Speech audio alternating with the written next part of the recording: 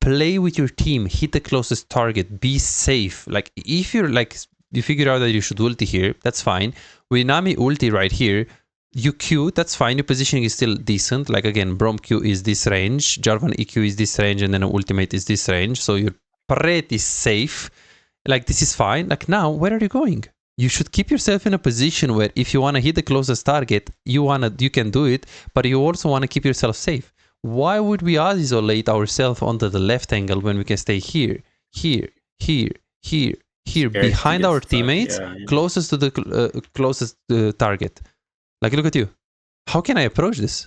It's impossible. You could have been here, completely safe from Jarvan, as you can see, but you can actually always be in a position where you can attack them, because this is super unclean. Then we miss the spell shield. And I don't even hear. Yeah, and then here, let's see the damage. Yeah, there's just no damage. What's going on, guys? Besides here, in today's video we will learn about team fights, threat awareness, positioning, macro in the mid game, everything in one video. This is for low elo, so if you are below master tier and you really want to learn how to team fight, this is a great video for you. Be sure you like, subscribe, and hit the notification bell to make sure you don't miss out any bit of content from this AD carry specialized channel. My name is Bizais and I'm an AD carry League of Legends coach with over 4,000 hours coaching AD carry just like you. So be sure to watch this until the end, because this is going to be a great video for you to learn. Enjoy. You have Nami peel though. Mundo has no CC, no setup, nothing. He doesn't really, he only has slow. So you thinking that he's going to peel you, I mean, in the sense that he's going to be frontline, he's going to stay in front of you. I mean, if that's what you mean by peel, you could consider that. It's not really Nami has ultimate, which is really good for disengage, and Q, which is okay for disengage, but realistically speaking, into Brom, he can block both. And then Galio is very easy to play against, because you just have the spell shield, so you should never get hit by the Galio. The problem is it's Jarvan and Galio. So when Jarvan cages you, if Galio jumps on you, there is not much counterplay. And the fact that you already have Malphite on top of like those two really good wombo combo, it makes the game pretty hard to play. So meaning that you just have to stay so back that if Jarvan wastes his ultimate on Queen and you force the Galio ulti on Queen and you still have spell shield, then it's you can easily play with the spell shield against the Malphite and approach the fight. But you have to have a good understanding about positioning, threat range, and how to, like, just what to do in the team fights. And judging of this game, I see you have 137 farm in 23 minutes, so it's probably before this point you could have been so much stronger already, because you're slightly ahead in your farm against Solution as a Siever, which like everyone is fighting all the time. I mean, it's uncommon for me to have such a high KDA at this point of the game. I usually fight a bit less. Yeah, and here is like, why would we just follow? Like, we have two people going on mid lane and Mundo is in already. Like, why would we follow the Queen? I felt like, because I have no vision on Jarvan and Malphite, and I thought that this is just suicide. Like, if I follow him, I'm dead. Because you don't need to follow him to stay right here. You can just sit here and then Q, and if Brom goes too aggressive or Galio commits here, then you're in a position where you can auto-attack them. So you don't need to like be AFK melee range to hit them. You just need to put yourself in a position where if Galio, Brom, or let's say Jarvan combos the Mundo from over the wall, you can always consider to like step in a little bit and hit the closest target while being safe. But being safe is like the #1 priority. Is because the second idea here is that I think we should not fight because we have no silos. So I tried to body language like, why shouldn't we fight? Because we're 4v5 in my mind at best. Okay. And Mundo already pressed, I don't know, his buttons going in, and I felt like we needed. I'm not sure if I pinged here a lot. Like I don't know if you can see this in the replay.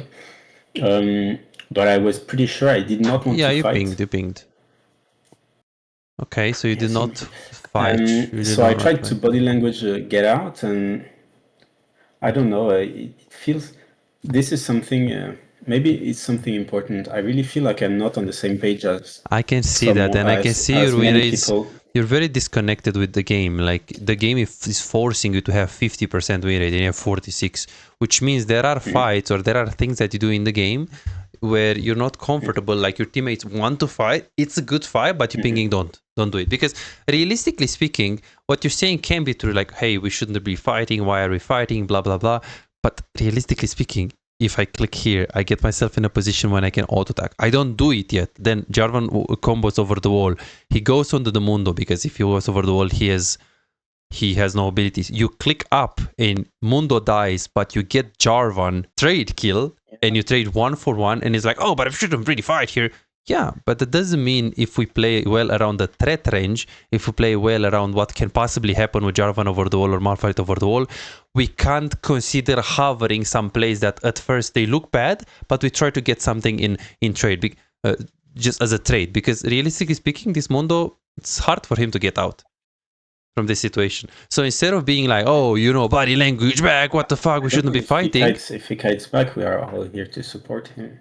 Yeah, exactly. That's the thing. You should, if the kite back, okay, again, I'm not saying like, oh, it's a fire, but you should follow. You should always follow, click here. And no, I mean, if it's not safe, then just keep yourself safe, stay in a position for the Q, and just wait Mundo to kite back if he does it. If he doesn't do it, then you back off. Because there are two ways in this game. You can be like, oh, this fight is completely lost, run. Like, this guy is just too deep, we can't fight.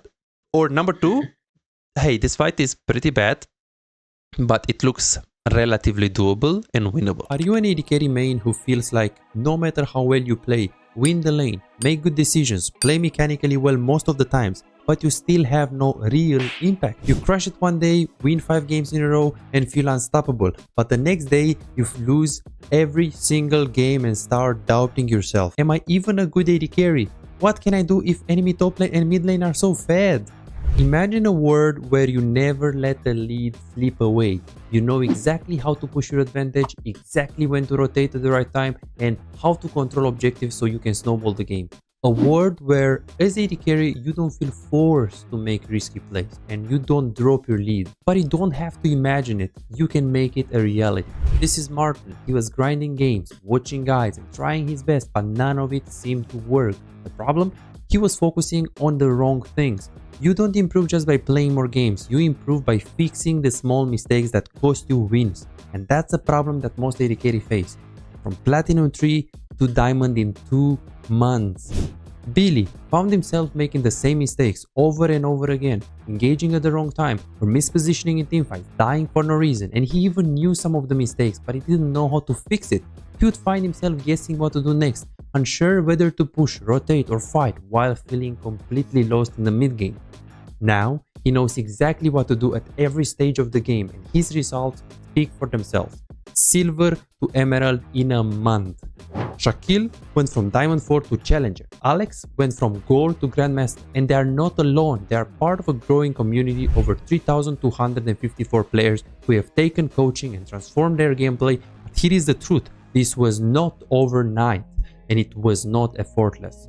Shaquille spent 2 years grinding to reach Challenger, not by playing more, but by playing smarter. Alex dedicated 26 months refining his skills and climbing to Grandmaster once he started focusing on what actually matters. So no, this is not a one session and you'll climb instantly, promise. If you're looking for that, if you're looking for a shortcut, this isn't it.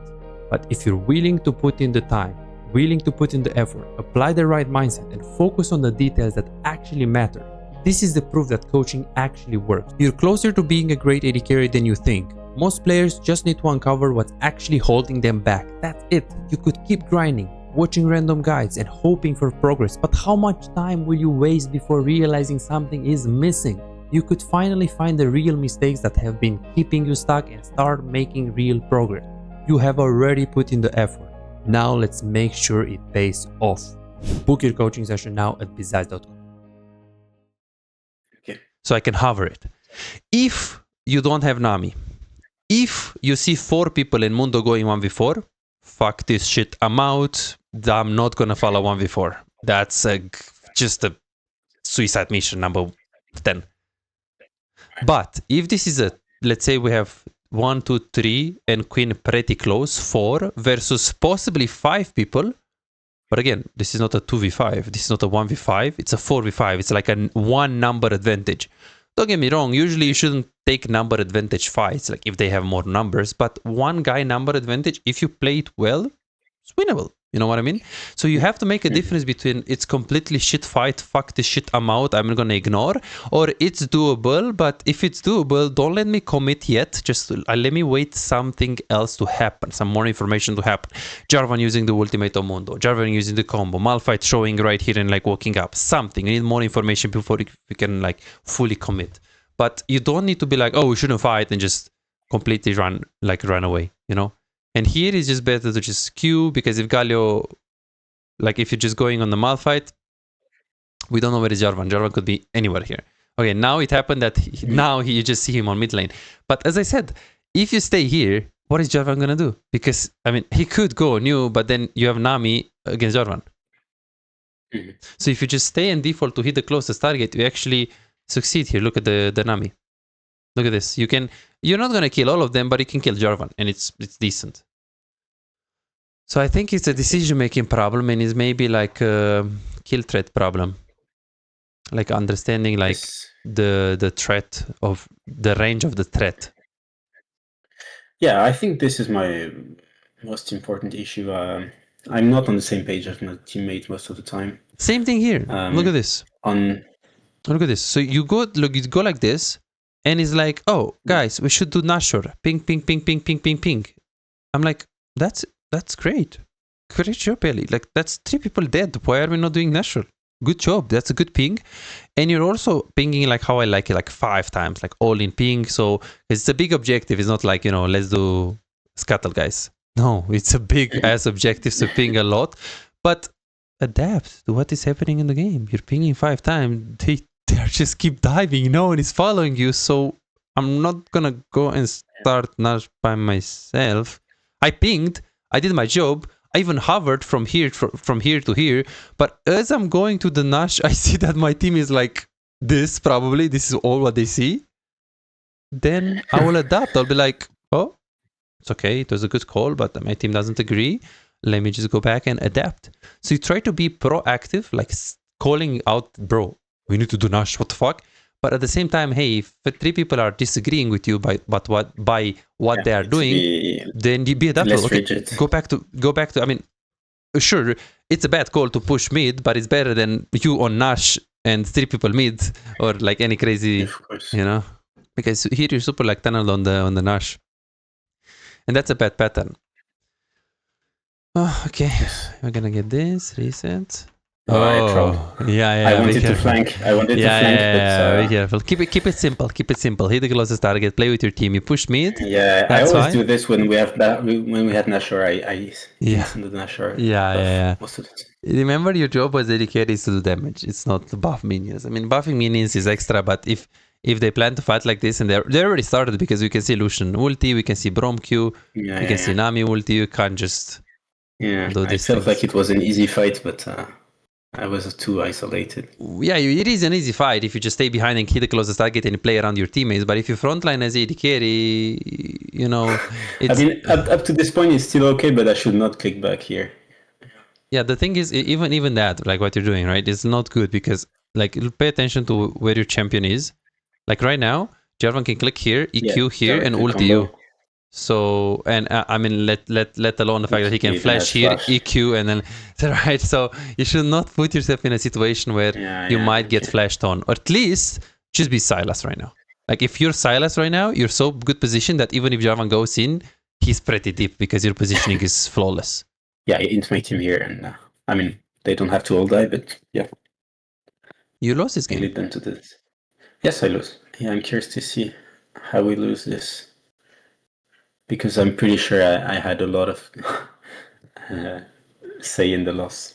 Yeah, like Infinity Essence River, but can't go Navori. You have 1, 2, 3, 4, 5, 6, 7. Wow, it's crazy. So too much armor, so I should go London.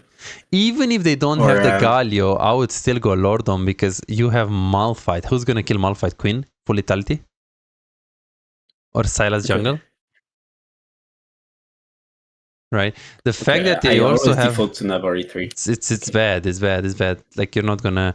I mean, it is a bit illegal that you're not getting third item, especially after like even if they don't have Galio. But the fact that they have Galio that is specifically building huge full armor, and then you also have Brom that is like looking like he goes Stormail or something. Yeah, a lot of strong people. It's yeah. Okay. You might have lost the game only by itemization. If it was only Malphite and you miss it up, then sure. But if it's three people like this and you miss it up, it's hard. And then okay, we miss the spell shield here. Ult. You. Yeah, and you're very disconnected with the game. Like, you play with your team, hit the closest target, be safe. Like, if you're like, you figure out that you should ulti here, that's fine. With Nami ulti right here, you Q, that's fine. Your positioning is still decent. Like again, Brom Q is this range, Jarvan EQ is this range, and then ultimate is this range. So you're pretty safe. Like this is fine. Like now, where are you going? You should keep yourself in a position where if you want to hit the closest target, you can do it, but you also want to keep yourself safe. Why would we isolate ourselves onto the left angle when we can stay here, here, here, here, here, behind our teammates, closest to the closest target? Like, look at you. How can I approach this? It's impossible. You could have been here, completely safe from Jarvan, as you can see, but you can actually always be in a position where you can attack them, because this is super unclean. Then we miss the spell shield. And I don't even hear. Yeah, and then here, let's see the damage. Yeah, there's just no damage. Yeah. So. And I think the itemization from here is too bad. Yeah, you can lose the game. And like you're not going to get also fourth item, right? Okay, here, for example, yeah. Should I mean, this is. I thought this was the fight we analyzed first. I thought it was this one, and I was exactly scared of essentially what's happening. So here, how would you approach this section here? How would I approach a team fight on AD carry? Well, first I will think what can kill me, and I will try to stay away of these abilities. That sounds like pretty simple. So if there is Malphite and he has ulti, I will only approach the fight where one, by attacking him, I can outplay his ult, like I have flash or I'm ready to spell shield, or if I don't spell shield, I'll just stay so back that after he uses the ultimate, I will approach. So in this case, you're just staying behind Nami. So far so good. Malphite ultimate range, Brom Q range. You're safe, woke up is good. You're safe, woke up is good. You're safe, woke up is good. But remember, this is the Malphite ult, and you can just click here and try to ult you. You're safe. This is really good positioning by you. All you can afford is auto attack, Q, like this. This is fine. Then you try to hit the minions. Okay, he walked up. Jarvan is behind you. Something tells me that you're not actually seeing him. So you should try to move on the right angle like this, and you should get ready to spell shield, because here, you see what he did here. Not only that you try to attack Malphite when he has his ulti, you are not safe here, but like ideally, you should be, I mean, not even Nami is positioned correctly, like here you should be. Like Nami should be here and you should be here. So if the Jarvan wants to go on Nami, you're here to hit the closest target. If Malphite wants to go on you, there is still a lot of distance between you and Malphite, so you can react with the E. Because realistically speaking, it is so difficult for you to react with the E from this range. Yep. So it's map awareness, it's map awareness, it's threat awareness. Yes. So yeah, games like this you can carry. Because look how close the gold is, 61 for 60. So you can easily carry games like this. I play again here. Yeah, and I don't know if I tilted, I guess, here. This was close, this was close. Or I thought I had the burst, This was not bad. They did even if I get this... Because he is Qs and he also ultimates, so they have nothing. I like flash... because my Q didn't hit. Yeah, your Q didn't hit, and also didn't do flash auto W, like auto reset. He just did flash. Oh, actually did.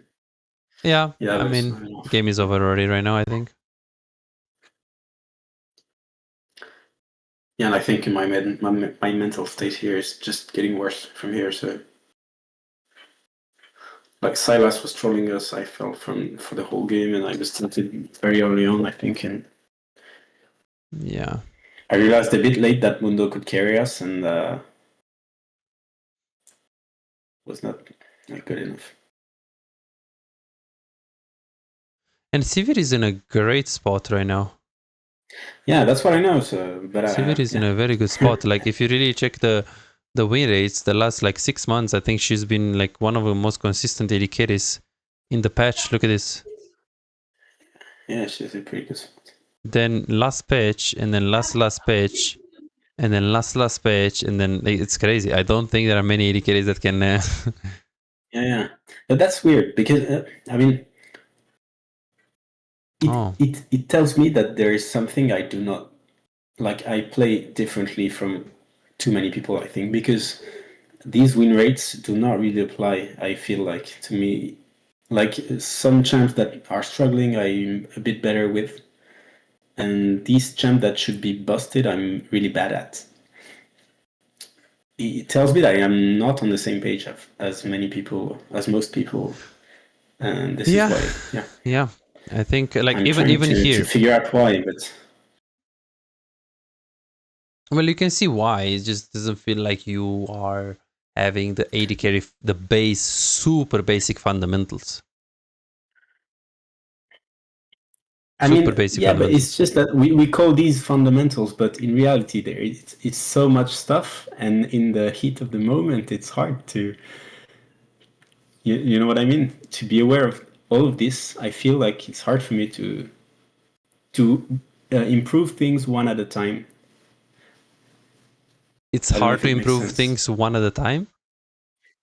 Yes, like because I feel like there is too much stuff, and I get overwhelmed, like mental wise, you know.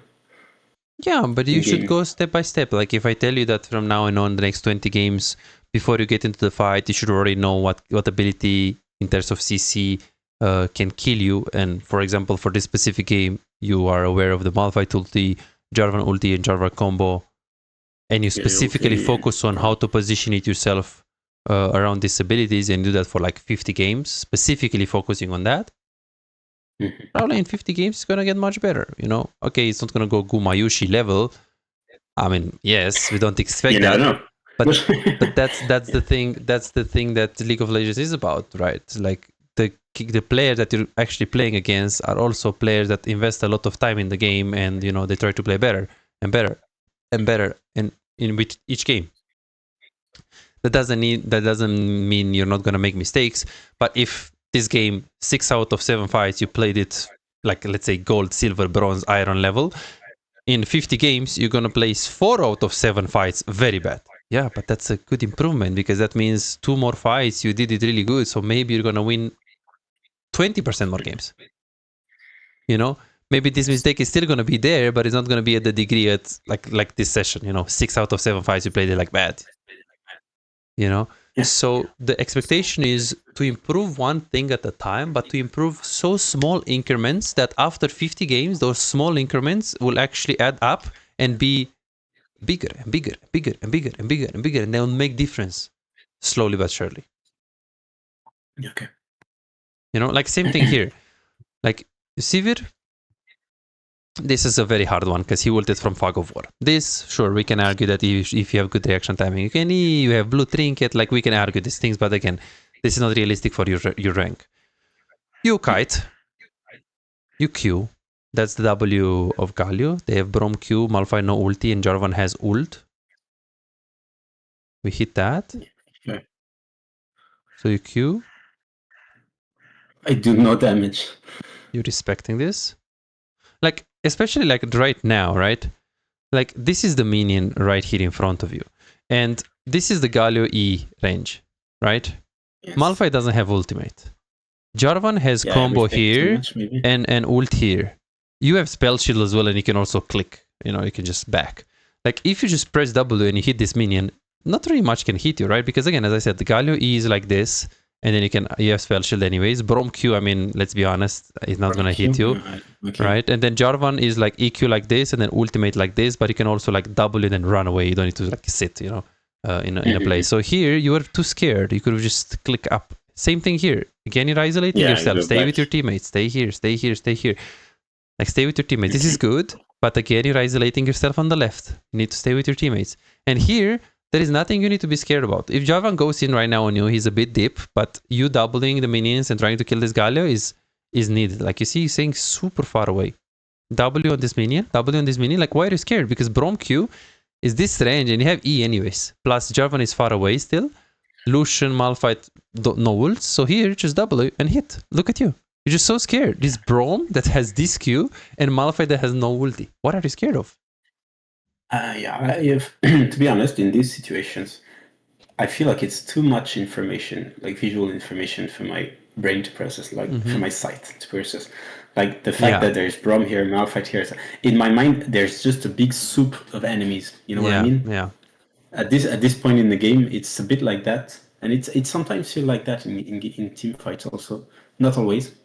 Yeah, no, it makes sense. I don't know if it's very common or not. It is common for players that play jungle before, yes, because you're super focused on, like jungle is a bit of a lazy role in terms of like you're not having a guy that is you're constantly laning against. I know, but most of my games I played on ADC. I mean, I had I don't know. I sent you the table.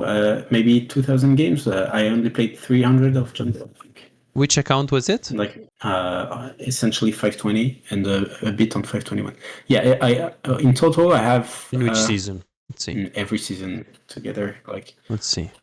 You played Ashe, so here you played 20 games. Okay, then you played 2024. No, this we don't have games. 2023, no 22 games. 22 I played. 22. Oh, it's not a good account. So you played Ashe, Jhin, Miss Ferten, Lucian, Sivir. Okay. So Ashe, 50% win rate. Jhin, yeah, maybe these champions, they didn't really like help you. Yeah, I think you're a bit of a slow learner with these things because some people, they pick up faster, some people, other people slower. It's also important to play roles that like are complementary with what you have to learn.